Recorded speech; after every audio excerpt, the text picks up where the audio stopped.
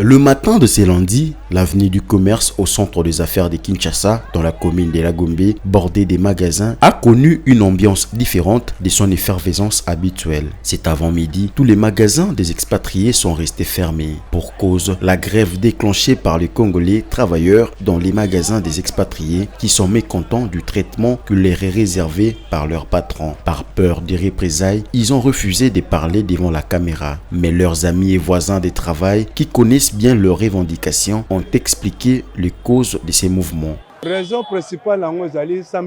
raison principale est que les Congolais qui travaillent chez les Libanais revendiquent leurs droits. Ils avaient écrit une lettre pour annoncer une grève ce lundi. Voilà pourquoi les magasins sont fermés. Premièrement, ils réclament un bon salaire. Ils travaillent chaque jour de 7h à 18h, mais leurs avantages sociaux ne leur sont pas accordés par leurs patrons. Ils ont donc jugé d'aller en grève jusqu'à ce qu'ils obtiennent gain de cause.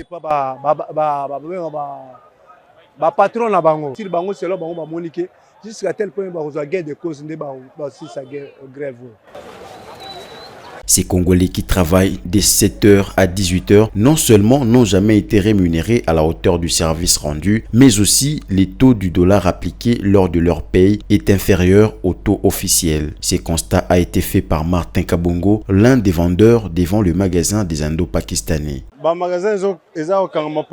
Les magasins sont fermés par rapport à la situation des magasins des Indiens et des Chinois, mais aussi par rapport au salaire qu'ils payent à nos frères congolais. C'est depuis même 4 ans qu'ils sont en train de réclamer l'amélioration de leur situation salariale. Ils ont fait beaucoup de grèves. Si je me rappelle bien, c'est depuis 2019. Si je me rappelle bien, c'est depuis 2019. Ces mouvements de grève déclenchés par ces Congolais n'est pas sans conséquences négatives pour les vendeurs détaillants. La fermeture des magasins les empêche de s'approvisionner et cela constitue un manque à gagner pour eux aussi. Comme vous le remarquez, ça crée une difficulté d'abord pour nous les petits coopérants, les petits commerçants. Pour vendre, c'est compliqué. Comme maintenant là, nous avons l'argent, mais il est impossible pour nous d'acheter. Le marchandise que nous avions avant, c'est celle que nous vendons. Donc il manque certains articles. La difficulté, c'est à ce niveau-là. Espérant obtenir gain de cause à leur démarche légitime, ces travailleurs sont allés chez les autorités pour solliciter leur implication dans la recherche des solutions à leurs revendications. Entre-temps, tous les magasins des expatriés sont fermés au centre des affaires de la ville de Kinshasa. La construction de rocades a commencé il y a déjà 2 mois. Les Kinois qui habitent les quartiers périphériques traversés par ces routes de désenclavement se frottent déjà les mains. Ils savent que ces rocades sont venues les sortir de leur isolement. Les équipes de construction travaillent d'arrache-pied pour livrer ces ouvrages dans un meilleur délai. L'ingénieur Eddy Sungu de l'agence congolaise des grands travaux qui suit l'évolution de ces travaux a invité les riverains à se l'approprier. Nous sommes très contents de voir l'évolution des travaux. Ça n'a pas débuté aujourd'hui, ça a commencé par une étude qui a été achevée. Aujourd'hui, nous sommes dans la phase d'exécution.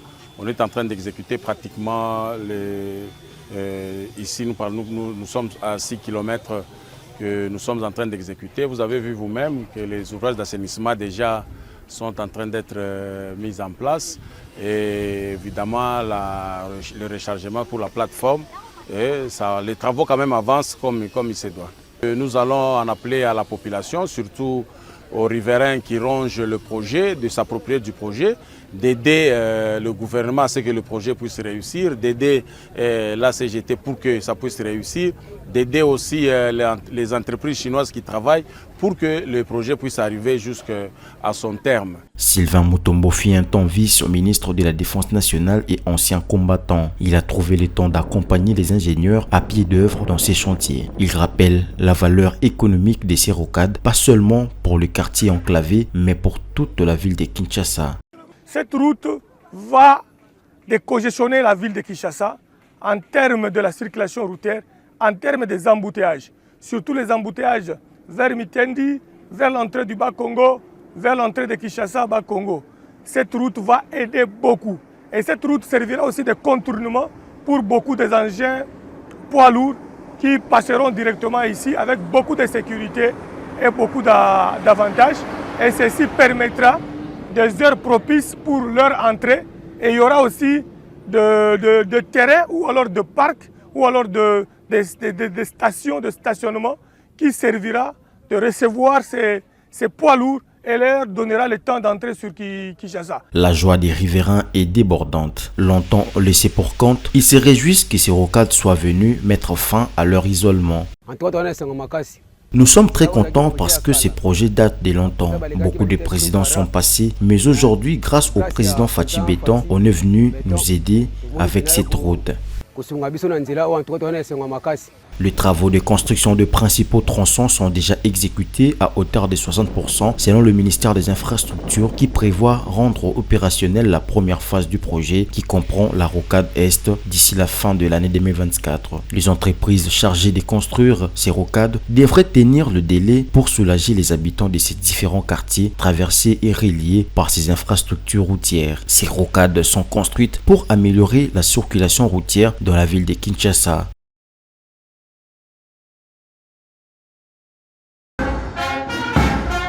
Ils viennent de rejoindre la grande famille des dignitaires de la République démocratique du Congo pour s'être distingués dans l'exercice de leurs activités respectives. Ces hommes et ces femmes nouvellement décorés par la chancellerie des ordres nationaux sont issus des différents domaines de la vie publique, notamment le sport, la vie conjugale, l'entrepreneuriat agricole et autres. Pour ce faire, la République leur a décerné des médailles d'or pour les uns, d'argent pour les autres et d'autres encore en bronze. Au nom des nouveaux dignitaires, Maître Jonas Kaboulou a exprimé sa gratitude au directeur régional de la chancellerie des ordres nationaux pour la marque de considération à leur égard. Un grand moment pour nous, c'est un moment de reconnaissance. Comme vous-même vous venez de le dire, les actes composés dans la discrétion d'une manière désintéressée, alors que le caméra de la République était braqué sur nous, aujourd'hui, comme la mission de la chancellerie est d'identifier, rechercher et récompenser. Aujourd'hui, nous sommes parmi ceux-là qui a été recherché, identifié et aujourd'hui nous sommes récompensés en médailles d'or, d'argent et de bronze. Pour le chef de division urbaine, ces dignitaires doivent servir de modèle de vie à toute la population et surtout qu'ils ne se laissent pas entraîner dans les actes contraires à la loi. De son côté, le directeur régional de la chancellerie des ordres nationaux pour les provinces de l'espace Grand Katanga, le de Kasaï et la province de Maniema a appelé les nouveaux dignitaires à la prudence et à la vigilance face à certaines structures sans qualité qui se donnent comme mission d'encadrer et de décorer les dignitaires moyennant paiement d'argent. Il y a plusieurs offices et racketteurs qui sont nés dans notre juridiction, tels que vous entendrez dire ceux qui encadrent les dignitaires d'État, ils sont là pour vous enregistrer. Ne vous laissez pas emporter par ces genres de démagogie, car la chancellerie des ordres nationaux qui vous a honoré à ces jours est une, pas deux. Et c'est elle seule qui a la charge de vous sécuriser et de vous accompagner dans toutes vos activités. J'attire à cet effet l'attention de ceux qui veulent nous rejoindre plus tard, que personne ne vous dise de donner de l'argent sous prétexte qu'ils vont vous décorer soit à Kinshasa, soit dans votre bureau, soit dans un bar ou restaurant.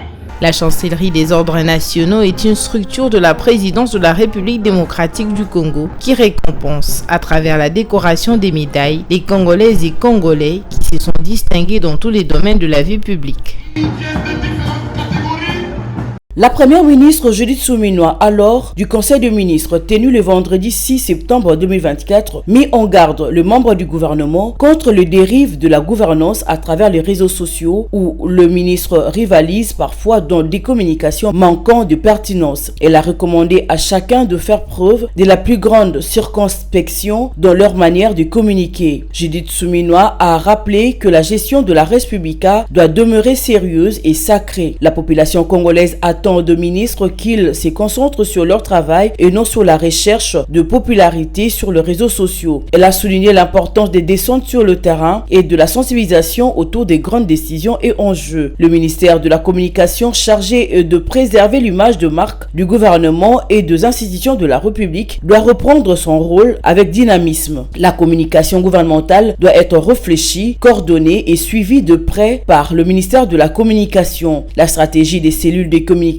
au sein du ministère doit s'inscrire dans un cadre global visant à valoriser l'action gouvernementale. La première ministre a décidé de mettre fin au spectacle de populisme improductif déploré par la majorité des Congolais. Elle a insisté sur l'importance d'une communication de qualité permettant à la population de s'approprier les réalisations gouvernementales. Les interventions sur les réseaux sociaux doivent être encadrées par des experts de l'exécutif afin de garantir une communication efficace et pertinente à l'ère des enjeux sociaux.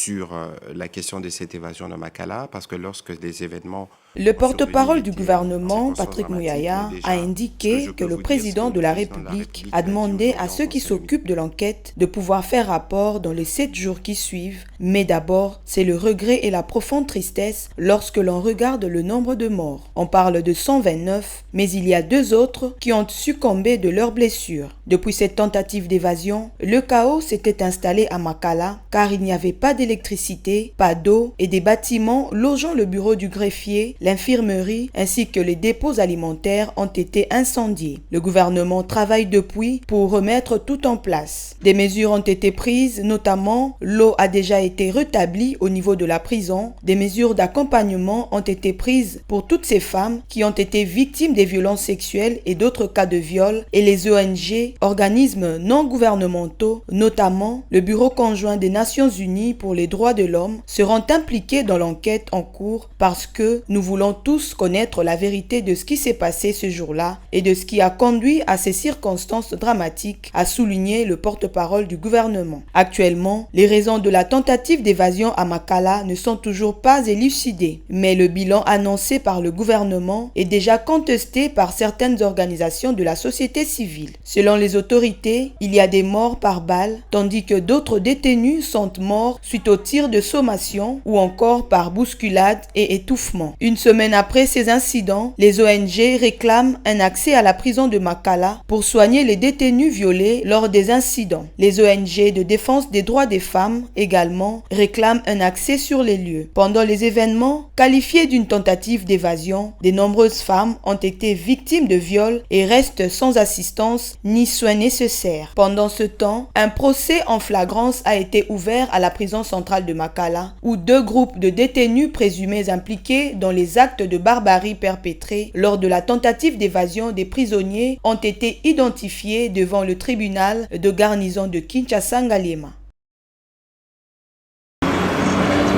Le spectacle est désolant. Des tas de bouteilles plastiques envahissent la rivière Kalamu au quartier Matongé, près de l'entrée du stade Tata Raphaël. Sur place, les déchets planent le long de cette rivière et empêchent la circulation de l'eau. Cette réalité est aussi vécue dans plusieurs rivières qui traversent la capitale congolaise. Il en est des mêmes pour les caniveaux qui sont bouchés par les bouteilles plastiques et d'autres déchets, créant ainsi des inondations à chaque tombée de pluie. Juste la pluie qui a arrosé la capitale le week-end dernier, la situation présage le risque d'inondation dans plus de quartiers de la ville de Kinshasa. Victimes des inondations, les riverains de Kalamu ont lancé un appel aux autorités compétentes. Le plus grand problème est qu'il n'y a pas de suivi. Deuxièmement, il faut que le gouvernement mette en place une brigade spécialisée pour assurer la sécurité et commencer à interpeller toute personne qui vient jeter des déchets afin qu'elle soit sanctionnée et punie par la loi.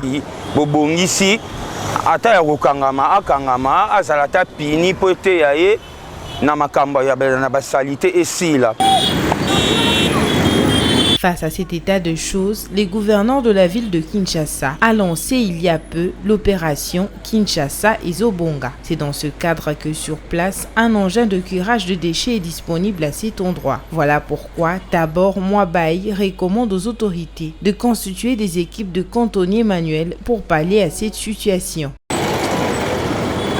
Il faut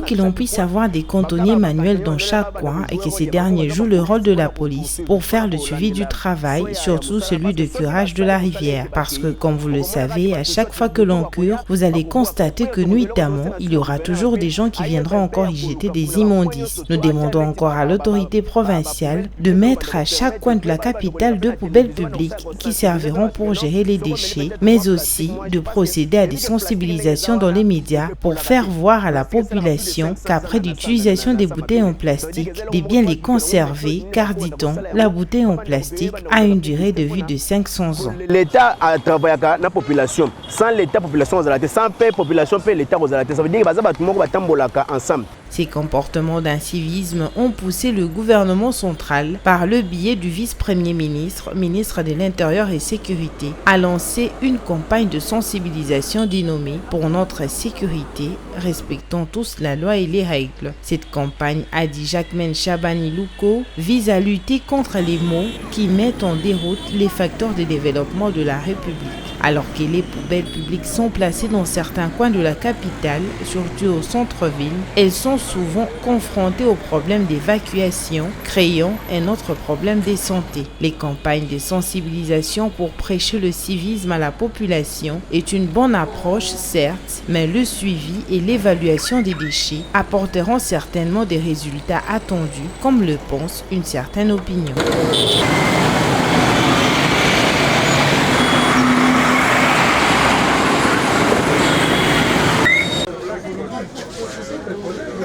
Pendant 4 jours, soit du 9 au 12 septembre 2024, Kinshasa, la capitale de la République démocratique du Congo, va accueillir les travaux de la réunion annuelle des directeurs de programmes élargis de vaccination. Près de 125 experts des 10 pays de l'Afrique centrale et des partenaires techniques et financiers en appui à la vaccination ont l'occasion d'échanger sur les stratégies de renforcement du programme élargi des vaccinations dans la sous-région. Pour cette année 2024, la réunion annuelle permettra non seulement de faire le suivi participatif de la mise en œuvre de points d'action de la réunion précédente, mais aussi de partager les leçons apprises dans les efforts de la réduction des zéro-doses et évaluer les progrès réalisés dans l'introduction des nouveaux vaccins dans la sous-région, y compris les vaccins contre le paludisme, le virus du papillome humain, les HPV, les deuxièmes doses de vaccins antipoliométiques inactivés et le vaccin contre la varicelle.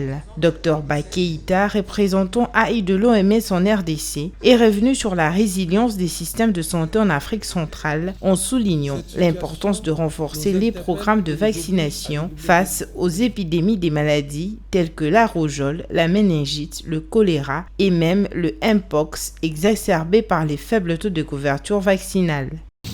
Cette situation nous interpelle et nous oblige à redoubler d'efforts et de vigilance. Il est impératif de renforcer nos systèmes de surveillance, d'améliorer la vaccination de routine dont j'ai parlé tout à l'heure et d'optimiser la qualité des campagnes de vaccination supplémentaires dans nos pays. À ce titre, je me permets de rappeler que les nouveaux vaccins introduits tels que contre l'hépatite virale, poliovirus variant de type 2, l'herpès à papillomavirus, Ebola, Covid-19 et bientôt le paludisme et le Mpox ne sont là qu'à titre d'exemple. Des questions telles que l'atteinte des enfants qui restent non vaccinés et le renforcement des campagnes de vaccination contre les maladies évitables par la vaccination, ainsi que l'introduction des nouveaux vaccins, figurent parmi les sujets à l'ordre du jour de ces assises. En RDC, malgré les avancées enregistrées, beaucoup reste à faire. Elle fait partie des pays de la région qui abritent près de 3 millions d'enfants non vaccinés et sous-vaccinés. L'insécurité persistante qui entraîne près de 7 millions de déplacements massifs, ainsi que la multiplicité des épidémies et l'urgence de santé publique sont autant d'obstacles pour la vaccination dans le pays. Face à ces défis majeurs, le Dr Romain Mouboyaï Chikaya, directeur de cabinet du ministre de la Santé publique, Hygiène et Prévoyance sociale, a appelé à l'intensification des efforts pour améliorer la couverture vaccinale. Nous devons analyser, entre autres, l'intégration de la vaccination dans les soins de santé primaires, la revitalisation de la santé communautaire et la collaboration multisectorielle. En travaillant ensemble avec d'autres programmes et d'autres secteurs, nous pouvons progresser plus rapidement dans nos pays vers l'atteinte de l'objectif de 90% pour chaque antigène recommandé dans l'agenda de la vaccination l'horizon 2030. Organisé en partenariat avec l'OMS, l'UNICEF, Gavi et d'autres partenaires, ces travaux vont se poursuivre jusqu'au 12 septembre prochain. Les participants, qui sont essentiellement des directeurs des programmes nationaux de la vaccination, des partenaires techniques et financiers, nationaux et internationaux, vont pendant 4 jours échanger sur l'état de la vaccination en Afrique centrale, se partager les meilleures pratiques et les leçons apprises des expériences diverses, et enfin s'engager à réadapter les stratégies pour atteindre les objectifs régionaux de vaccination.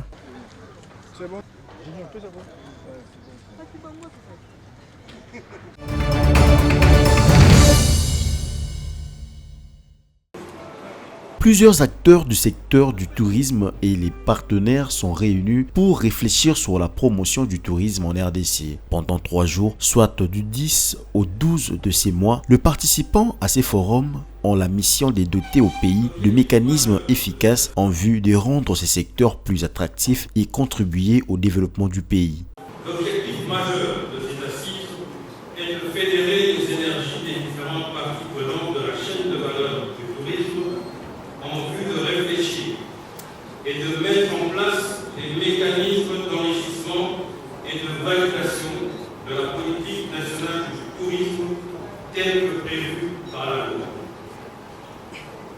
Se basant sur la vision du gouvernement, la politique nationale du tourisme, objet des présentes assises, se donne comme ambition de créer un cadre stratégique d'orientation pour l'accroissement des investissements touristiques, notamment l'augmentation des capacités d'hébergement de plus de 30 hôtels de la gamme de 3 étoiles à 5 étoiles, totalisant environ 30 lits d'ici 2030.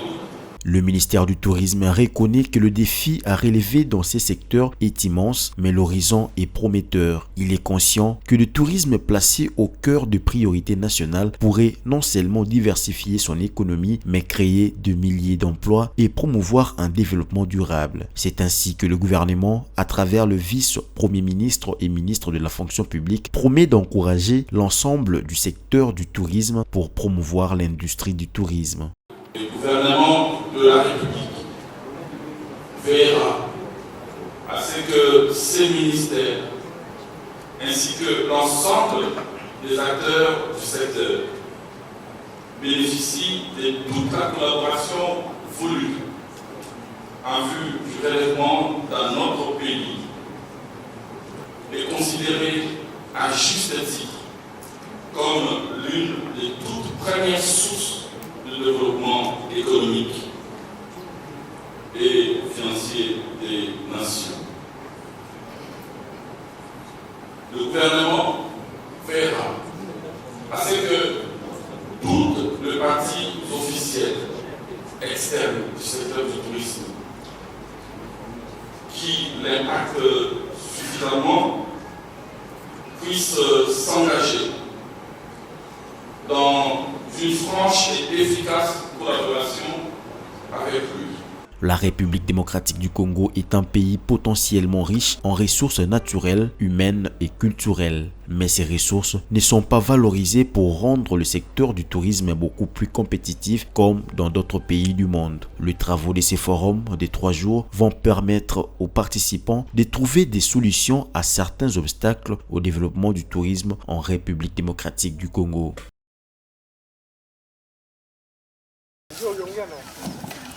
Constitué de 254 cartons, notamment des kits médicaux et des kits de protection individuelle contre les infections, ces dotations est pour renforcer la riposte contre cette épidémie dans la province du Nord Kivu. C'est le chef de division provinciale de la santé, Gaston Lubambo, qui a remis ce lot au gouverneur militaire de la province, Peter Chirimwami, à Goma, chef-lieu de la province. La province du Nord Kivu a déjà enregistré 234 cas cas confirmés de Mpox avec 0 décès depuis le début de l'épidémie.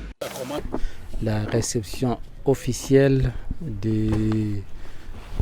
d'une dotation des lots importants des médicaments, de prise en charge des cas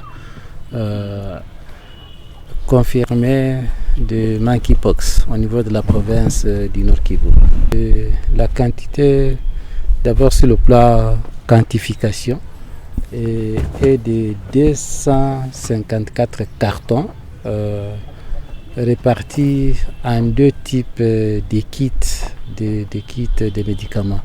Il y a les kits médicaux, il y a aussi les kits PCI.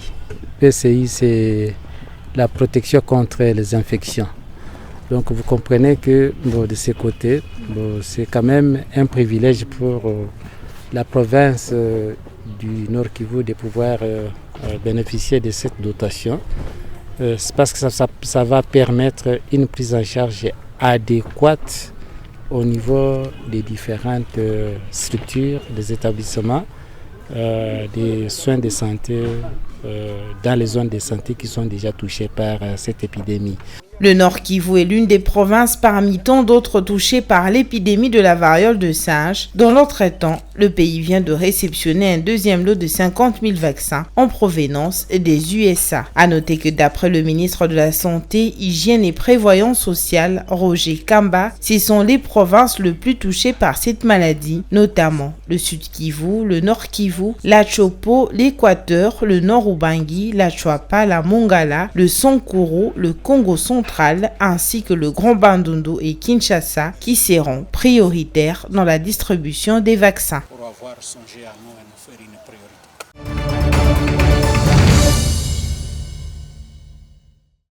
Au cours de cette rencontre présidée par la première ministre Judith Suminwa Tuluka, les discussions ont porté sur les priorités du gouvernement telles que la sécurité, les infrastructures et l'assainissement des finances publiques. Le FMI a salué les progrès réalisés et qui ouvrent la voie à un nouvel accord sur la 6e revue du programme triennal.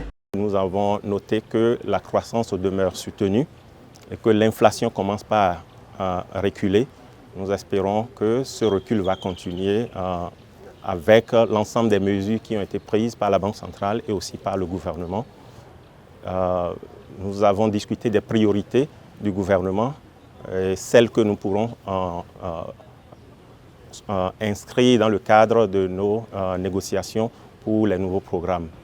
En particulier, le gouvernement a insisté sur l'importance pour lui, d'assurer la sécurité dans le pays, l'importance de réaliser des infrastructures structurantes pour diversifier l'économie et aussi pour assainir la gestion des finances publiques.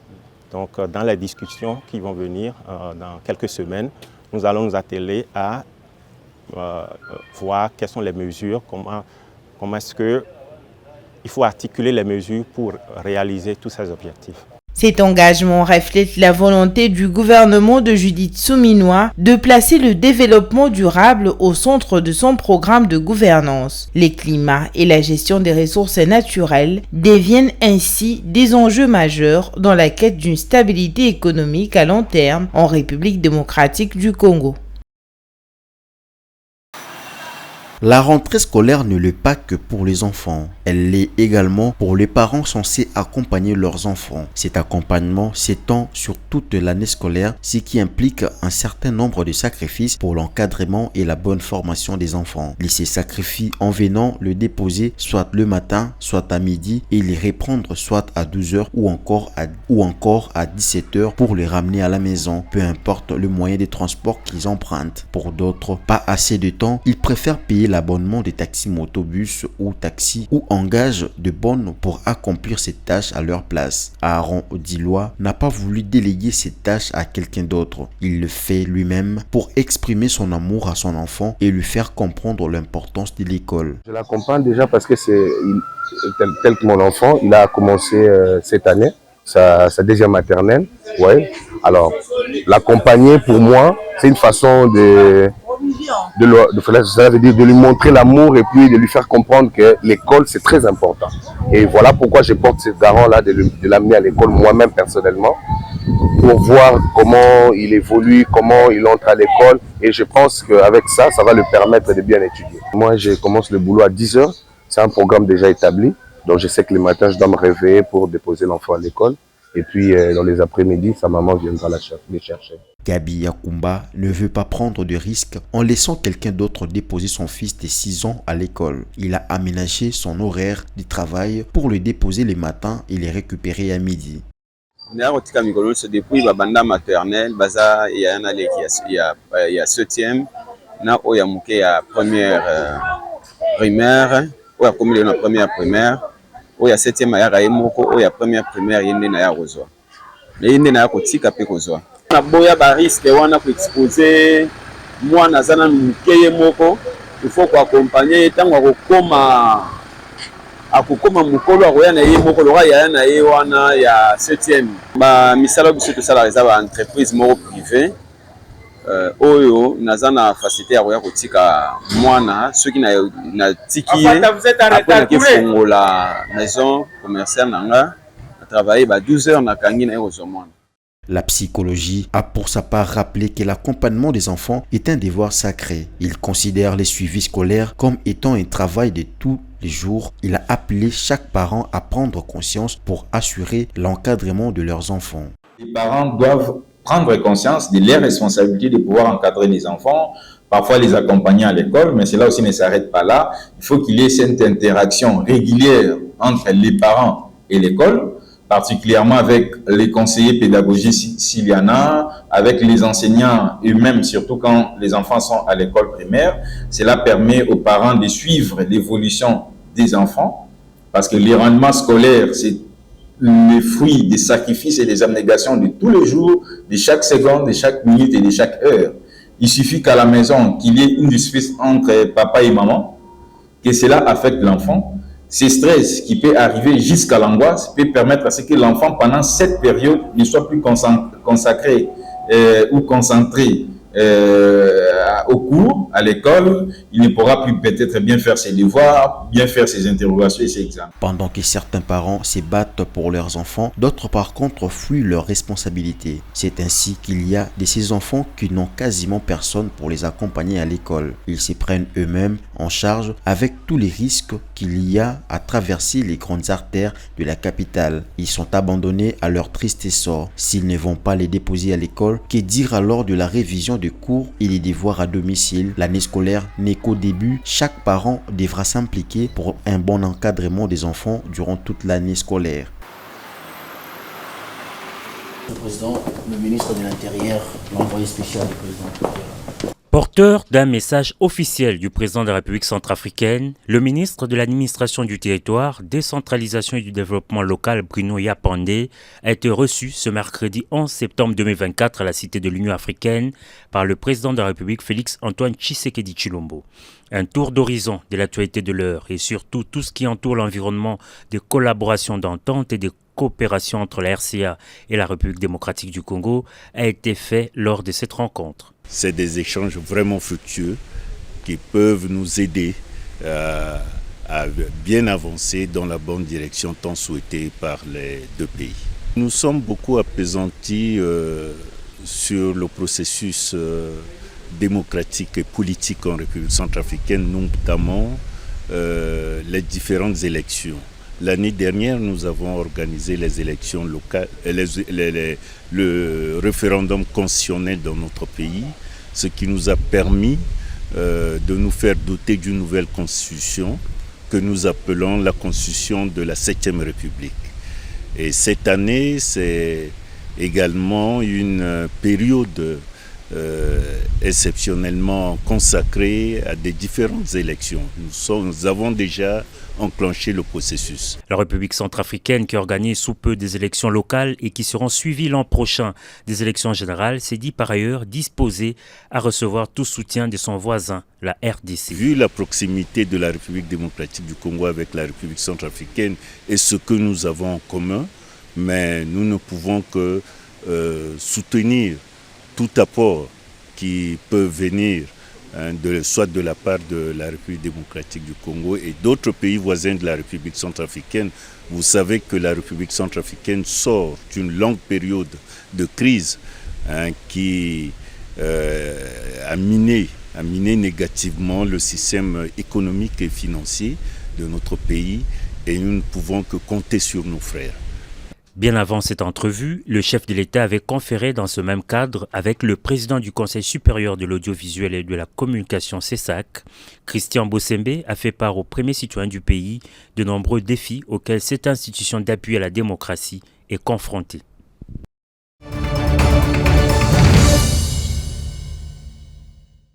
Deux points majeurs ont été abordés au cours de la réunion de la conjoncture économique, notamment la consolidation du cadre macroéconomique et le renforcement des efforts contre la corruption. Pour le point, le gouvernement a noté une baisse de l'inflation et une stabilisation du franc congolais, tout en réaffirmant son engagement à favoriser les investissements. La lutte contre la corruption inscrite dans le programme d'action du gouvernement est aussi renforcée au niveau des frontières. Parallèlement, une nouvelle feuille de route est en préparation pour améliorer les climats des affaires.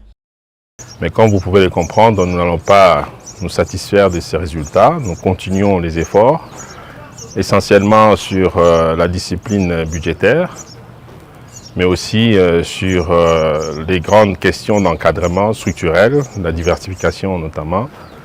Et puis il y a les grands programmes que vous connaissez des infrastructures, notre plan quinquennal. Donc tout cela pour permettre à notre pays d'avoir un environnement encore plus susceptible de favoriser les investissements dont nous avons besoin pour notre développement. Aujourd'hui, nous avons encore parlé de la grande question de fraude dans nos frontières. Donc ça, c'est encore un grand chapitre que nous allons attaquer. Nous allons continuer à repousser la fraude pour nous permettre de poursuivre sur notre lancée. Il faut noter que cette réunion du comité de conjoncture économique a eu lieu à la primature autour de Madame la chef du gouvernement Judith Suminwa.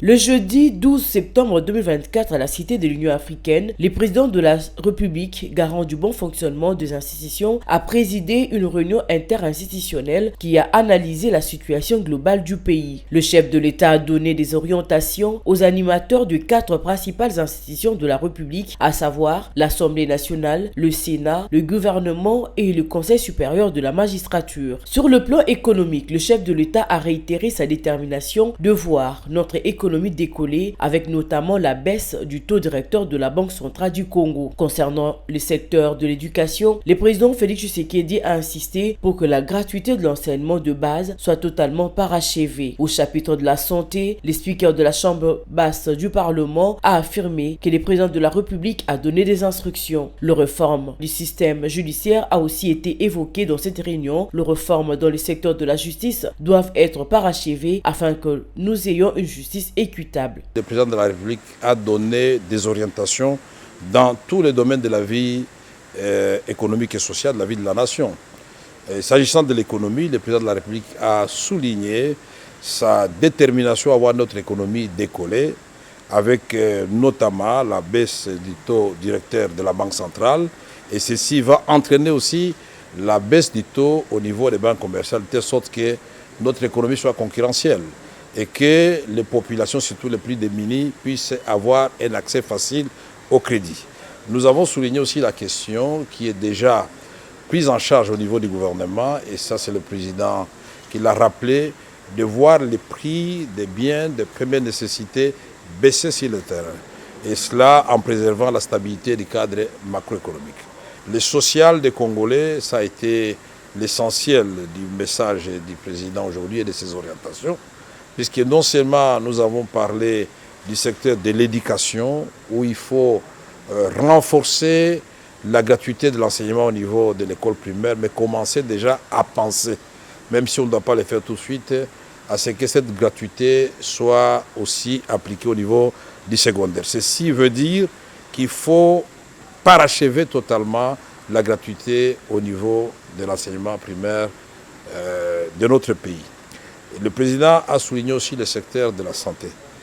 Et avec notamment l'épidémie que nous connaissons aujourd'hui d'Mpox, il faut non seulement la campagne de vaccination, de sensibilisation, et concernant les autres épidémies présentes et à venir, il a parlé de la prévention, qui est le bon système de santé.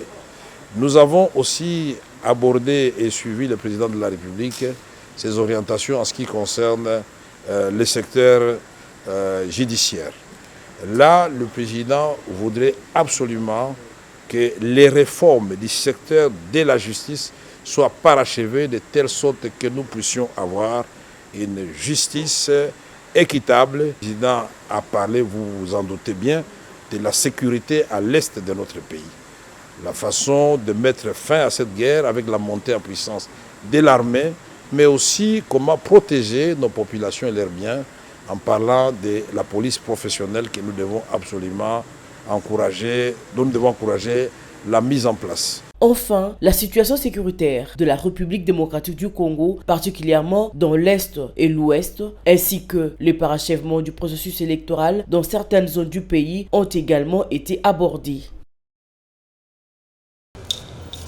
Entamé le 9 septembre au centre financier de Kinshasa, dans une cérémonie présidée par le président de la République, Félix Tshisekedi Tshilombo, la 8e édition de l'Expo Béton s'est clôturée le jeudi 12 septembre, qui avait pour thème « Révolution urbaine, des solutions durables du corridor ouest pour Kinshasa et Congo central ». La clôture de ces assises a été présidée par le gouverneur de la ville de Kinshasa, Daniel Bumba, qui a présidé cette cérémonie de fermeture en promettant de prendre en compte les recommandations qui émaillent ces assises. Le panel de la clôture avait pour thème la problématique de la production des cellules de la gestion et de la transformation des déchets. Les panélistes Mme Stéphanie Mbombo, M. Alexandre Bamanissa ont soulevé des pistes de solutions pour la transformation des déchets et comment rendre propre la ville de Kinshasa. Dans son intervention, Daniel Bumba appelle les Kinois à la prise de conscience pour la protection de l'environnement tout en appelant les partenaires soucieux d'accompagner le projet Kin Ezo Bonga à se présenter. La question de gestion des déchets, la question de l'assainissement de la ville, ce n'est pas qu'une affaire de voir ça d'une décennie, ou la gestion de deux gouverneurs précédents. Mais c'est une question qui relève peut-être de 4 décennies. Nous n'avons jamais vu, en tout cas je le dirais comme ça, une politique très définie en termes d'assainissement de la ville de Kinshasa, en termes de gestion des déchets. Ces 4 décennies. Comme panéliste, notre sujet était sur la gestion des déchets dans la ville de Kinshasa. Nous avons pu argumenter et donner l'expérience que nous avons dans la question à travers notre implication en tant qu'entrepreneur avec la société Climplast et également en tant que membre de la FEC, donc de la Fédération des entreprises du Congo, pour donner un petit peu notre point de vue et notre regard sur l'évolution de la gestion des déchets à Kinshasa, avec le gouverneur qui était présent et pour lequel nous avons apprécié et pour lequel nous applaudissons aussi tous les efforts qu'ils ont. D'abord, c'est une très bonne initiative. Je félicite l'organisateur, l'honorable Manissa, pour cette initiative qui nous met tous ensemble, les experts, les gouvernants, jusqu'au niveau du sommet de l'État, pour que nous puissions réfléchir à quoi ressembleront nos villes dans notre pays demain. Et ce qui est plus important pour nous en tant qu'experts dans le domaine de la nouvelle économie du climat, c'est que toutes ces innovations, cette urbanisation doit être conforme à la nouvelle économie du climat, avoir des infrastructures qui sont résistantes au changement d'impact climatique, avoir des entreprises qui sont dans la transition écologique, comment le promouvoir. Et ce qui est le plus important vraiment, je suis heureux de voir autant d'étudiants intéressés qui reçoivent le prix d'excellence dans un esprit d'excellence, et ça montre les talents congolais que nous avons, que nous ne pouvons pas négliger, et c'est sur base de ces talents que nous allons construire un Congo meilleur. Cette activité s'est clôturée par une remise des prix aux universités qui ont présenté leurs projets. Il faut noter que toutes les universités ont bien présenté les projets et ont reçu le prix. En première position, c'était l'IMBTP, en deuxième position, l'université Lyola et en troisième position, c'était Isaou qui a été présenté par Merdi Ilunga. Notons, le programme de l'Expo Béton sera clôturé dans la ville de Matadi du 14 au 20 septembre. Il aura pour thème Matadi, point d'ancrage, du développement des infrastructures du corridor ouest, routes, rails, océans, solutions durables et incidences sur le développement socio-économique de la RDC.